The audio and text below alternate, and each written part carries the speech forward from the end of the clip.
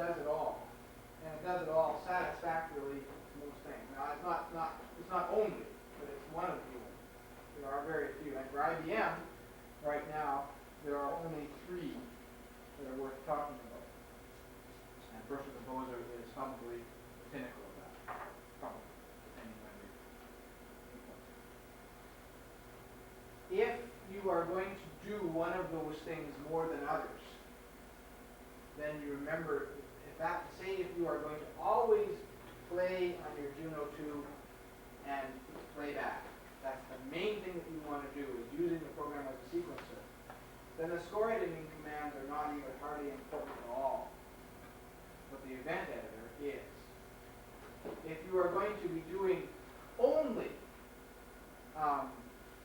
scoring, printing out, then you will use the program slightly different. You will concentrate on things like the channel name screen and a score editor and a little bit of event editor. Not too much. So these are the kinds of things that you have to consider. What direction are you going to go? The second thing is, think it through if you can. I recommend to your students, think the process through. Play right hand in, fix it up. Play left hand in, fix it up, mix them together, fix it up, save in various processes, type in all the little things, the details you want, the words to the tune, save it, recompile it, print it, whatever. Those, you sort of try and think it through, and you'll be able to think it through much better after we've gone through some of these processes. If you are going to be doing storing as a prime thing, probably fine. You have Berkshire Composer in most part. Cakewalk is a far better sequencer than Berkshire Composer ever can be for just sequencing. And I also teach a thing on that. I'll just ask about that. So if you handle me today, you can handle me later. The key to scoring is to prepare properly. Do not ever perform. That's probably the biggest downfall of most people. We sit down at the keyboard, and I'm just going to move your copy here a little bit. On this side. If we sit down at the keyboard and we play a beautiful song,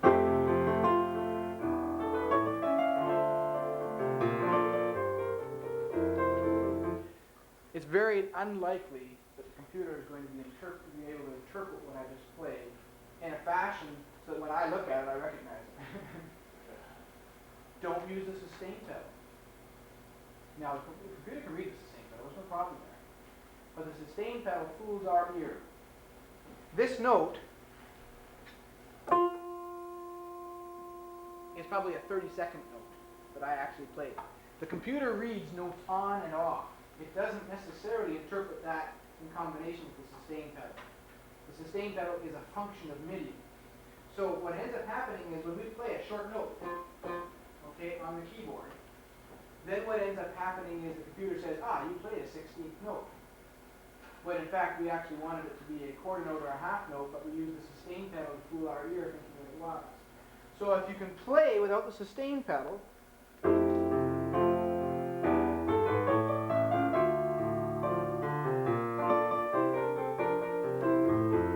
doesn't sound quite as pretty necessarily. But you get the right note. But you'll get a better note. You won't get perfect still, but you will get better. And then you can have it later. Okay. You can actually record the pedal into a separate track.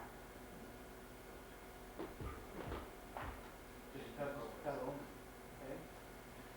The second thing is, do it slower than you're going to do it. You can usually be more accurate if you're slower. My teacher used to tell me that. I had an instructor who used to tell me that. Tell us that. We'll slow it down, please. Okay, so that's. Who is that? But that's part of the process. Is to slow down. In the record screen, you can set the tempo to any tempo you want. Turn the metronome on. You can hear a little tick coming out of the MPU. If you want to plug a little amplifier or something into the MPU so you can hear the tick louder.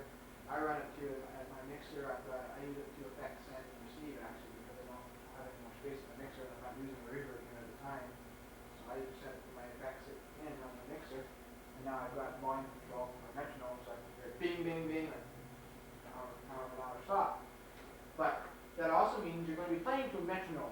you don't play to the metronome, you have no concept of where the bars start and end. And the computer doesn't either. So, play to the metronome, play slowly, play exact. You are inputting data. You are not performing. Now, if you're using it to sequence, it's a different story. Okay? And now you're getting the idea, well, that's two different things. If I want to do both, if I want to score and sequence the song, what's happening here? I would suggest that even on sequencing, that you practice your performance. Not make it a performance, make it more input, and then but you're still going to put in touch sensitivity, as in you're still going to be able to play louds and softs. So that's the whole thing, and you can still put the expression of that in. There is also a tempo, time signature map that we can work within too. If you've got a piece that changes time signatures, goes from 4/4 to 3/4 or 2/4, or you want to use that to manipulate tempo, you can do that a little bit with the events editor screen. We won't get into that at this stage. That's the second stage. Okay. But those are the things. Try to make your input as succinct and as simple as possible. All right. Let's go to the channel names screen, please. First is what we'll do, I think. Yeah. Okay. We'll go to channel names. So you should remember to get there as CN. Channel names. And if you want to take a look, hold at your screen and at the handout. If you ever want to use the handout to work with, I'm going to use it because I got to remember where I'll tell you. I've got some things to. I would always suggest using the channel names screen before you get too far into anything. You have 16 MIDI channels. Personal Composer scores the MIDI channels, MIDI channel 1, 2, 3, 4, 5, 6. If you actually did a multi-timbre thing, it would actually score them by channel. It doesn't score them by track, it scores them by channel. So if you record your drum track on channel 1 but want it the 10th thing showing on the screen, you're going to have to bounce it to another channel. In other words, you have to watch. That's probably one small or major negative of Personal Composer, and that is that it works with the MIDI almost too much. It ties in too carefully. So that's why they're in that order. Okay? You can have them compiled to any track you want, which is a track section of the screen. But the channel that you want that, the order that you want it scored, if you're going to do a 3-part or 2-part screen or whatever it is, the order that you do that is determined by channels. If you have nothing on channel 3, 4, 5, 6, and has it on 7, 8, 9, 10, it's still going to show when you go to do your scoring, it's still going to show nicely. So that's not a problem. Okay. There's two distinct sections in this screen. The first section is, the left-hand side section is the manipulation section of the information. Over here is a menu selection. You can get back and forth between them by hitting the home key. So the home key will take you back and forth between those two sections just by up here. Why isn't it looking good? Okay, okay. Use an arrow to get over there first, and then the home key will take you back and forth to where you were. I think the home key remembers where you were in that section and then comes back to it. Okay? Does that make sense now? What I just said? Yeah. Confused myself. Okay. Hot. Name. Now you want to put a name on it. If you want the names to show up, you can have them there. The name simply means, for instance, if you're doing a score that's got piano and vocal, you may want to have that show up on the screen, the words piano and vocal, without having to type them in. It'll automatically follow it. And where it says names up or down, on and off, on the menu section, simply means that name will be displayed. If you have, for one channel, you have got 2 parts on it, on one channel, tenor, soprano, and alto, you can separate the names for it by using names up and names down. It'll show that on there. We'll come back to that. It's harder if you use a grand platform to separate those out. How do you put it on? Just a toggle. Enter. If you're on there, names up, you just hit the toggle and it'll come on. See, it says names up. I did just toggle it on there.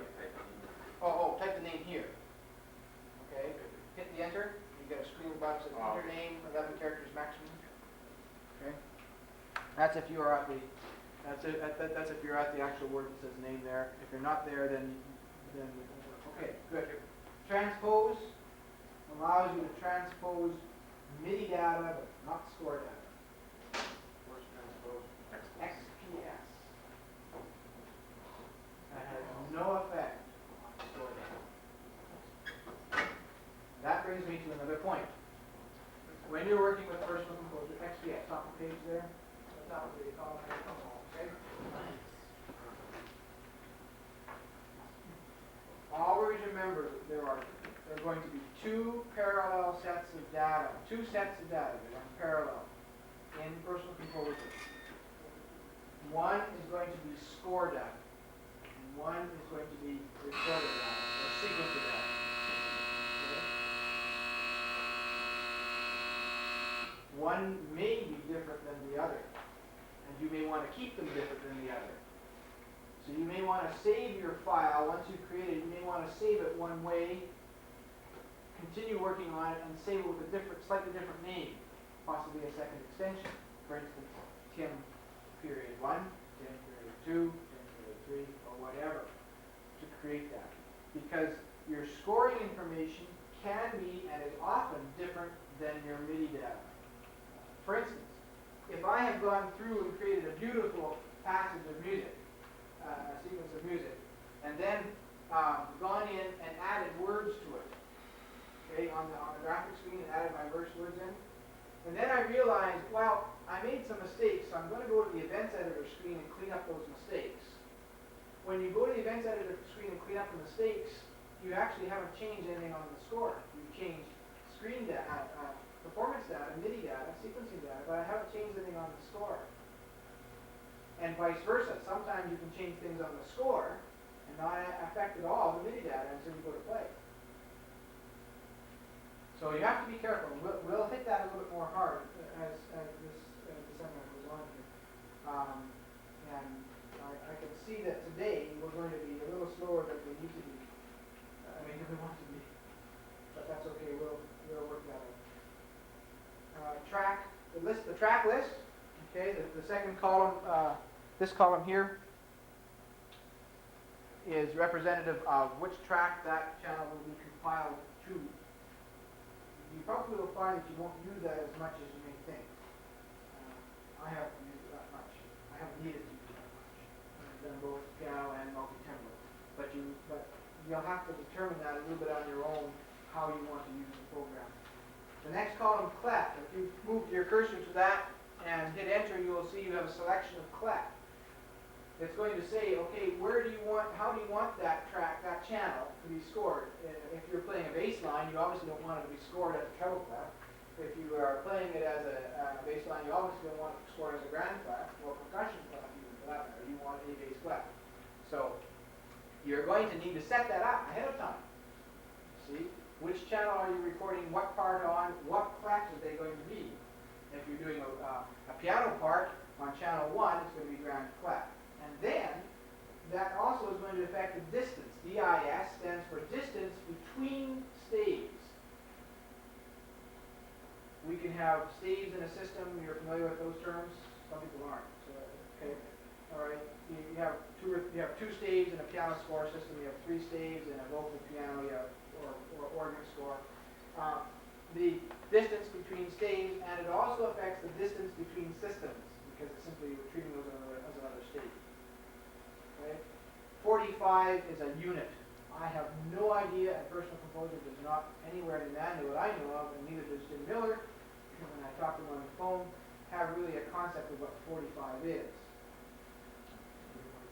But if you change it to 90, for instance, or 95, whatever the maximum is, you'll get almost an inch on your page between the bottom line of the treble clef, the treble staff, and the top line of the bass staff. Okay? You get almost an inch. I have actually put 5 verses of a hymn between them. And it fit there. Okay? But it fit. Okay?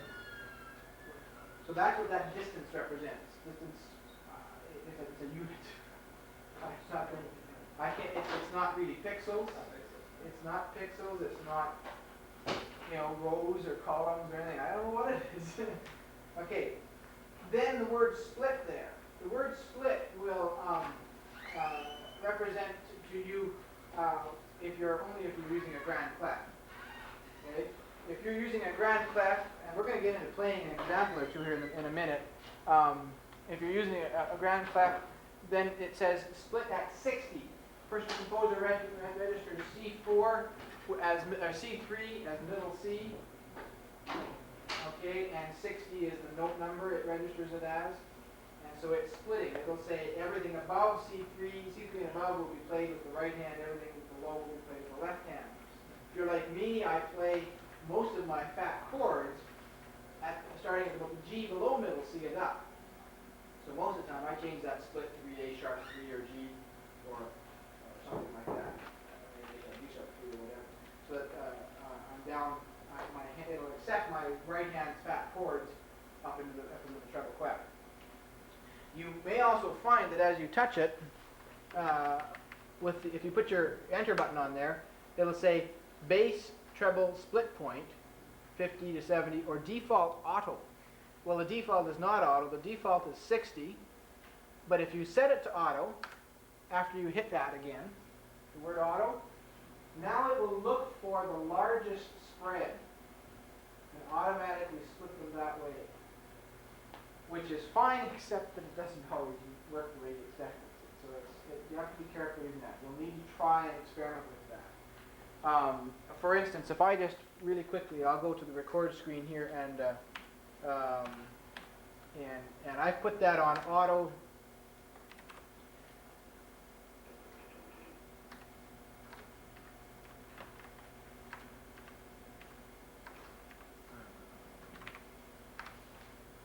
Okay.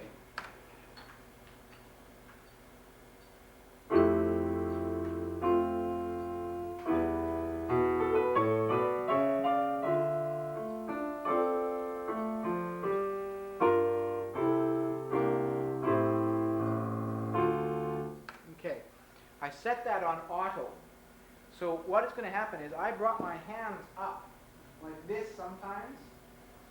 So my largest spread was between my thumb and my little finger, but then I spread out one like this. So my large spread was between the thumbs, but then my thumb was on middle C and my right hand was on A or something like that. So you'll be able to see how that works.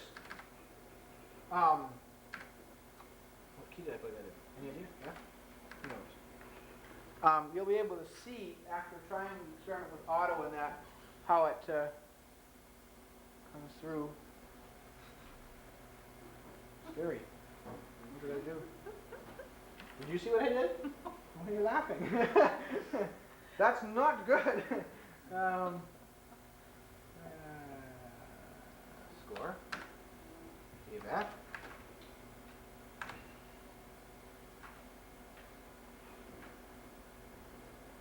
There we go. What a mess. Okay. Now I'll show you. See what's happened? Oops, here I'm changing your screen on there. But what's happened here is it read my split points really strangely. So almost everything got put in the treble clef. Yeah, we've got nothing in the bass clef at all. So it looked at my split points and really didn't like them. So that's what auto is about. So put it at 60. The default that it fires up with is 60. Okay. Is there a quick way to move it about then? The errors, the notes which end up being B's, for example. Any notes which are above 60. Is there a quick way to move those back down into the location? The events editor, yes. In the events editor, yes. Because in the events editor you can take areas. But the problem is some are going to be some and some are going to be other. So there's not a super quick way. No, you're going to basically have to do it manually, but you can do it in blocks, so it's not quite as bad as I think.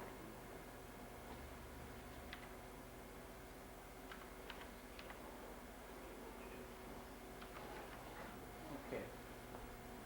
But so channel names is where you set this up.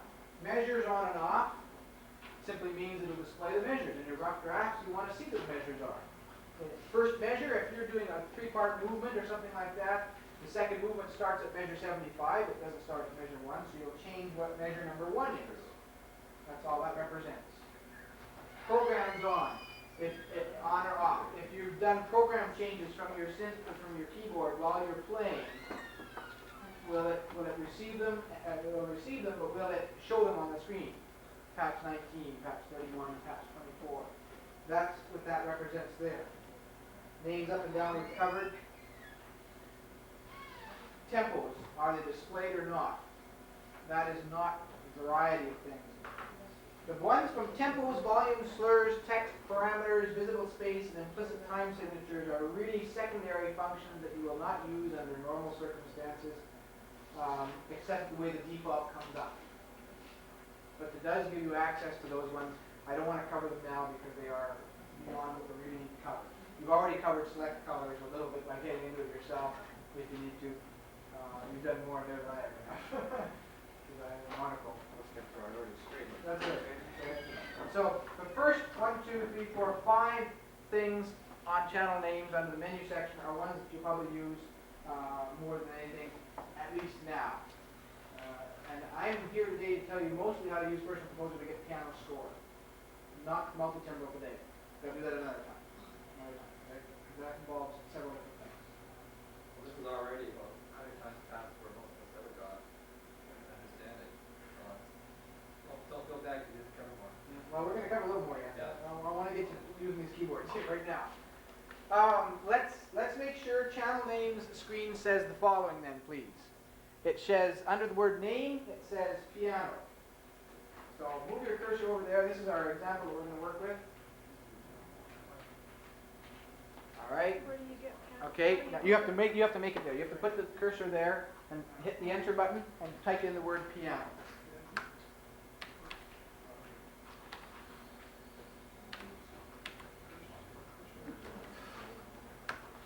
There you got it. There. Okay. Oh, no, wait a second. Make sure under the column clef it says G. Let's go back to the Under the distance, let's change that to 50, just for the sake of changing it.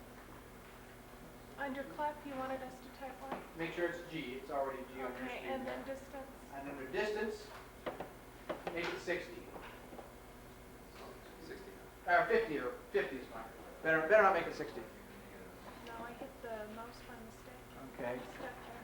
Just hit the space bar. Put the space there. Or I'll enter. It's fine because it was up there. So just that's G. That's fine. Make this 50. If Tom, if I've already answered it, says distance to the next step, I can change it, Yep. or just escape right. Yes. And have them move around or whatever. Yep. 65 might be a little far for our example. Let's do it. Just a moment. Didn't work. What happens if you put too far a distance between the stages, by the way, is you will see very little on your screen, let alone on your printer. Yeah. A printer, you may be able to get 3 systems to push the page in. And then make sure that the split point is set. Let's set that. Let's leave it at C for now for the example we'll use. So if it says auto, take it off auto and put it back to 60 C3.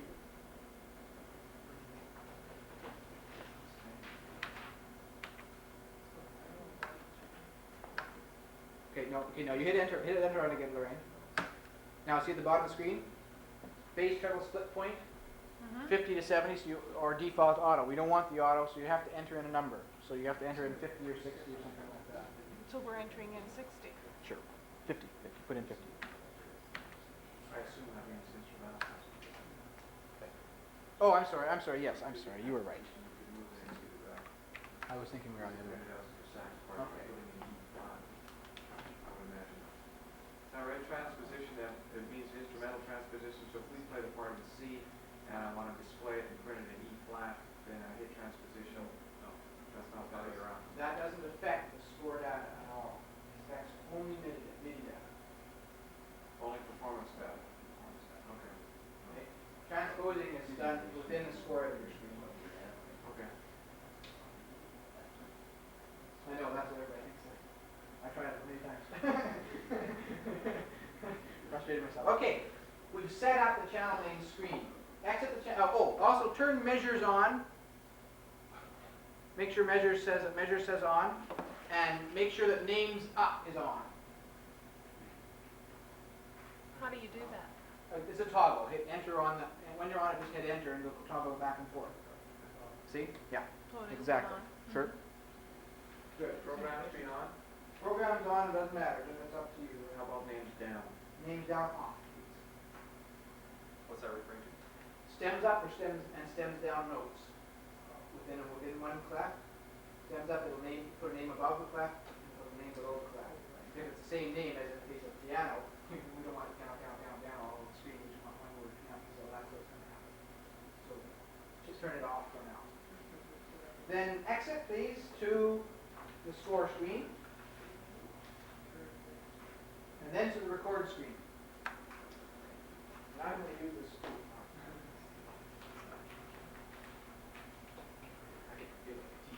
This is really weird, teaching teachers. It's very strange. Especially here in my old school. Al was about 30 pounds lighter. A little more hair. Yeah, and then I just went to RC. RC for record, yes.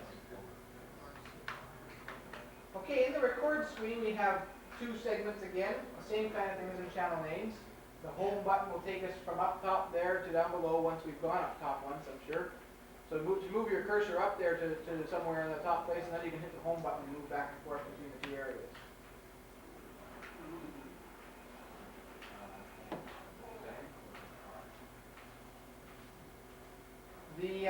The two areas represent this.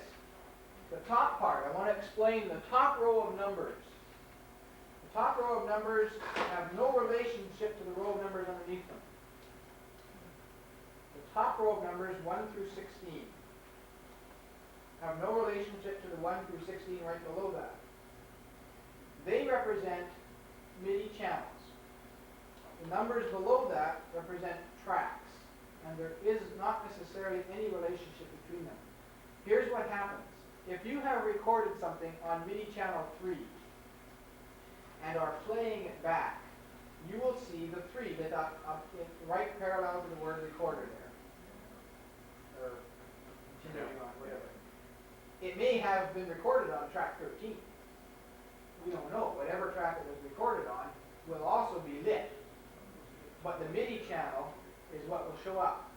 And it will only show up if it was done in the last bar. If there was nothing in the last bar on that MIDI channel, we won't do it. It won't show up. Okay, so the current bar of the music that's being played is something in MIDI channel 3. The light, number 3 will be highlighted. Okay, I'm getting a couple of blanks there, so I'm not sure if you know what I mean. No, I'm following. Okay. All right, so Tell us, so I figured if I know. so those will light up. You may, if you've recorded something that's called the timbral and done several things, drums on channel 10, bass on channel 1, trumpets on channel 3, you will get those lighting up, provided, and they will flash depending on if something's happening in the bar or not. Once you stop the piece of music, if in the very last bar something did take place on that MIDI channel, those will remain lit. Otherwise, they will have a little underline underneath them. Okay. You'll see that more as you use it. But just so you know, that line is channels, and it has to do MIDI channels, and it has to do with whatever is taking place in the current bar. Whether if you're at the beginning of bar 1, there'll be nothing there. When you play bar 1, you will see that those will light up. And if there was MIDI information that happened in the previous bar but is not in this bar, there'll be a line rather than a highlight.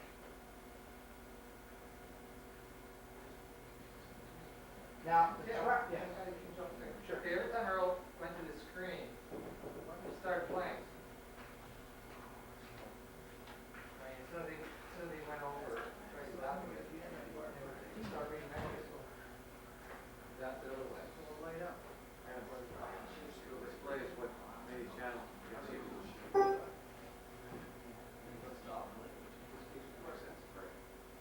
No. Okay, I'll tell you what. Press the end. I see what. Let's wait. That has to do with the next section. Yeah. Okay.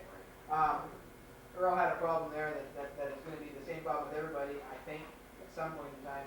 It's a matter of understanding what enter does at a certain time. Okay. the next segment is divided into two groups. You have 32 tracks to record into. If the little dot is on underneath the track number, that means that you will actually see the physical graphics of that track scored. So you may do it as a sequencer and record certain parts that you actually want to see. You may do an orchestral score and only want to do the trumpets. So that's how you do it right there. You can separate it out by saying, okay, anything on this track will be scored or not. And same with playback.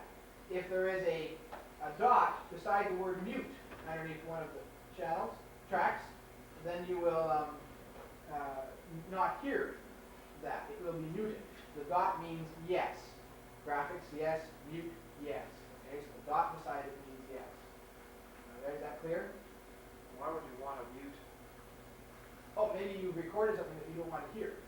For instance, I have done 4-part trumpet parts. I didn't want to hear trumpet 1 when I was playing it back. I only wanted to hear trumpet 2, 3, and 4 because I knew what trumpet 1 sounded like. Or maybe you want to use this live, and you've actually played in the piano part, but you don't want to hear it back now. You want somebody to play the piano part live with the orchestra. Okay? Okay. So that's several of the ways to do it. Or you don't want to hear the right hand, you want the left hand in, or things like that.